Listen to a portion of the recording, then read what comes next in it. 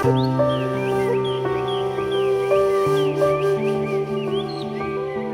To the new blog. आज तपाईँहरूलाई मेरो च्यानलमा फेरि स्वागत छ। आज चाहिँ म घर जाँदैछु दसैँको छुट्टी भएर होइन।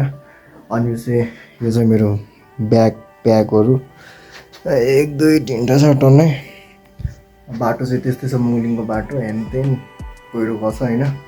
हेरौँ म कस्तो छ बाटो, हजुरलाई अपडेट दिन्छु कस्तो छ बाटोहरू। अनि चाहिँ यो चाहिँ मेरो लुक यत्तिकै जाने हो, कम्फर्टेबल यत्तिमै हुन्छ यस्तैमा। तर यत्तिकै जाने हो, कम्फर्टेबल जस्तो कम्फर्टेबल त्यस्तैमा जाने हो नाइटको। हेरौँला अहिले के प्याक गर्न अझै बाँकी नै छ, त्यसो चाहिँ हेरौँला। यो चाहिँ अलिक फोरै रहेछ सिसाहरू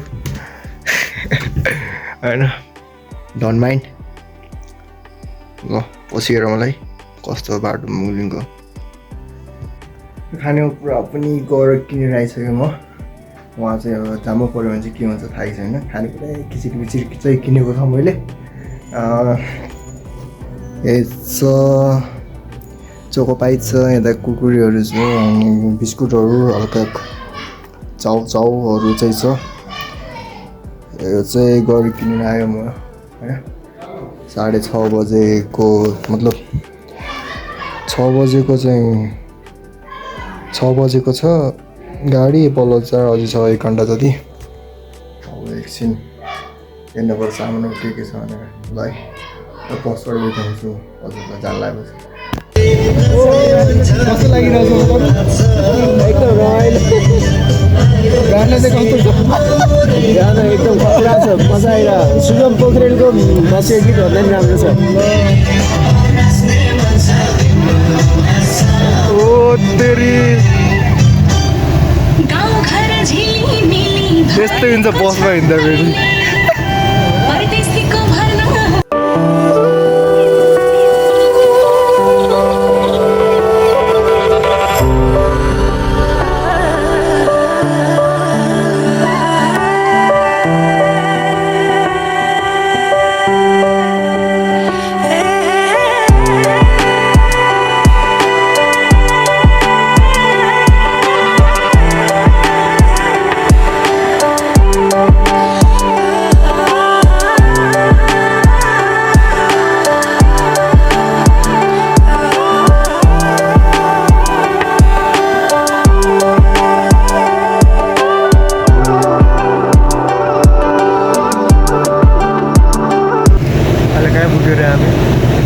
तनाउ हिजो कति बजी गयो?